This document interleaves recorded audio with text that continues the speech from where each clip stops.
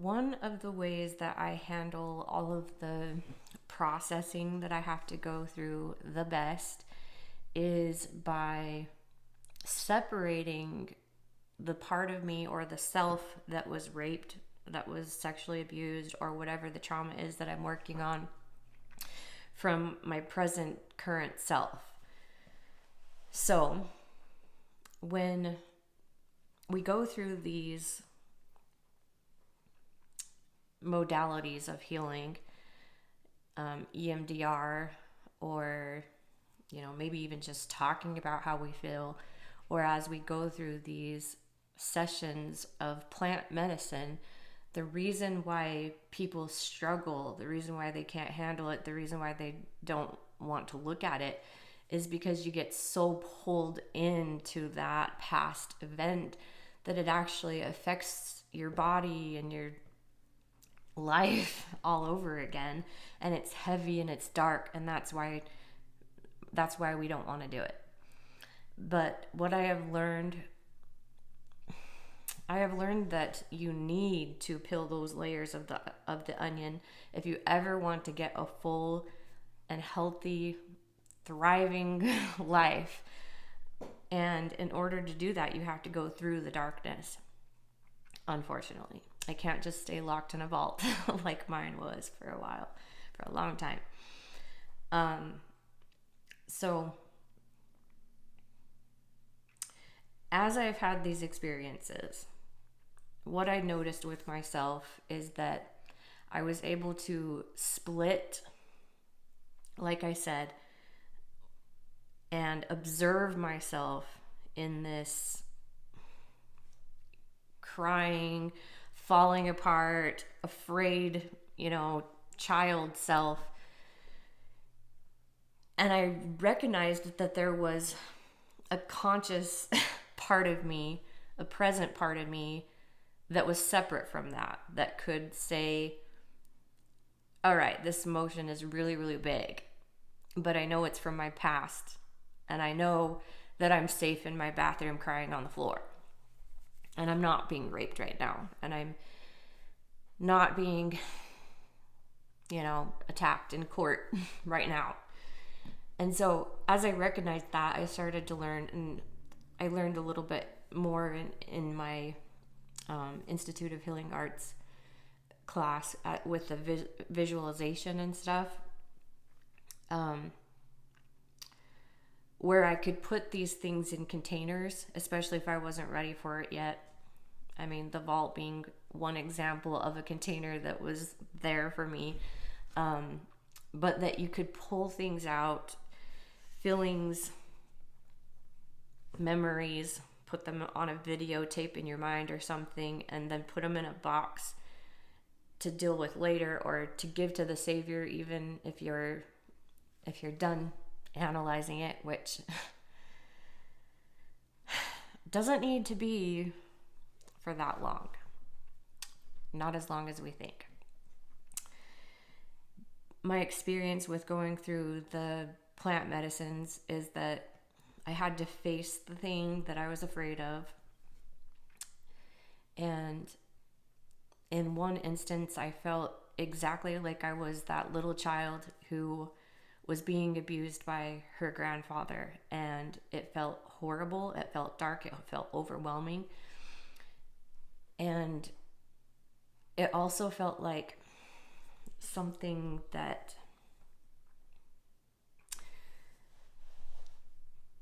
I had chosen to go through in a life before this, not giving any excuse to my grandfather, but to help a family line that was sick. And so I was able to see the bravery in myself in going through this, but also the trauma, and really acknowledge it. And as I started to observe this fear, observe this feeling, I actually saw myself, as my child self, as an angel that was being devoured by wild wolves. And I had to go through this whole Like, why would God allow his angels to be devoured like this, to be taken advantage of by the monsters? And it was actually very interesting. He sent me, I'd say, kind of like a vision. And I had this rabbit that we had saved from being hit by cars in the middle of Salt Lake City. Somebody's rabbit, I guess, had escaped, or somebody let it go maybe in the park or something like that. And we saved this rabbit and brought it home and took care of it. And we had it for, I don't know, like 5 years or something. And then we got a puppy. And this puppy eventually grew a bit. And unfortunately, the rabbit was left in its day pen one day and got out of the day pen, and the dog attacked it and killed it. And I was thinking of this, like, dog versus the wolf. And the rabbit, she was such a sweet rabbit. She was the sweet. I've had many rabbits growing up, and she was one of the very, very sweetest, very docile, very, very, very sweet rabbit. And all of a sudden in this story, and I hope you can follow this with me, it might be something that is just kind of personal for me, but hopefully it will help. I could see the whole circle of life, I guess, of this world. We live in a celestial world that's actually on the level of hell at this point, where animals do eat each other, things do die and decay, and people are harmed, innocent children sometimes. And what I saw was the balance in the whole thing.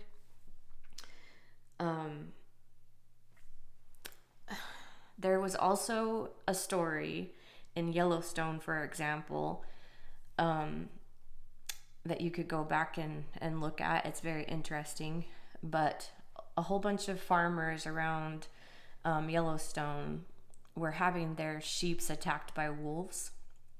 And so they went out as a group and hunted all the wolves and killed the wolves to protect the sheep.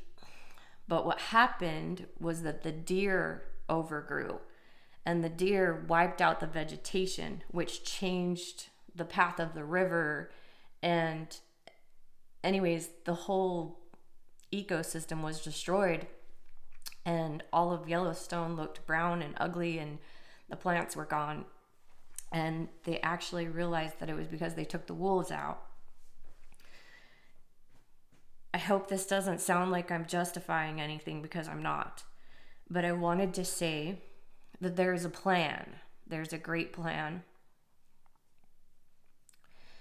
And we were all with God before we came here. And we agreed on this plan, and it doesn't make sense. But there was something that we needed to learn about ourselves, about what goodness, love, righteousness, what these things actually mean, what evil and darkness, selfishness actually does to people. And that's why we're here.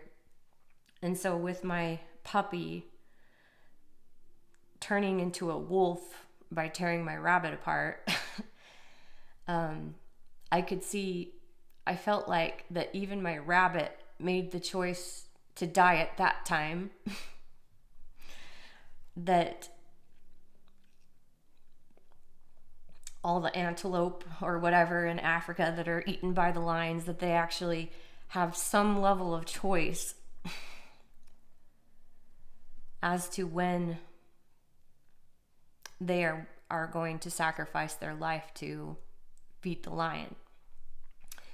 and I felt like that my rabbit had died at this time, so that during this session with psilocybin that I had, that I could learn this perfect balance. Learn the reason why I came, the reason why I was raped, the reason why I was sexually abused, the reason why I adopted my children. And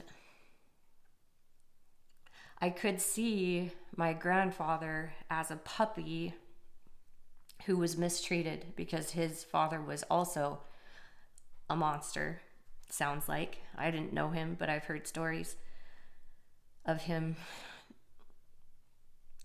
basically training his sons to rape the daughters, their sisters. And so lots of darkness in my family line.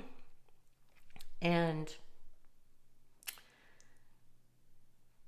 the men and women, there are many women rapists and abusers also, but the people who are causing so much harm, who become narcissistic and sociopathic,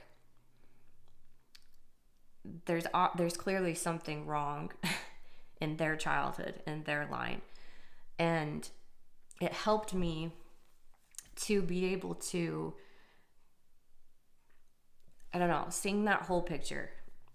I was able to see myself as the rabbit, as the person who was able to go through this thing that actually put my grandfather in jail and held him accountable. Clearly with the guy who raped me, there was no accountability yet, but there was a reason that I went through the things that I went through. And it's hard and it doesn't make sense. But today I have a lot of wisdom. I can teach my children how to be safe. I can teach my children how to go through hard things.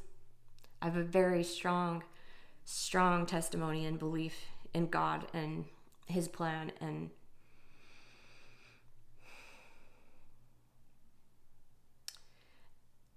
and it also taught me about the Savior again. And his death being an atonement, being the thing that allowed all of this to happen, so that we could learn, so that we could learn who we truly are. I hope that helps. Anyways, good luck.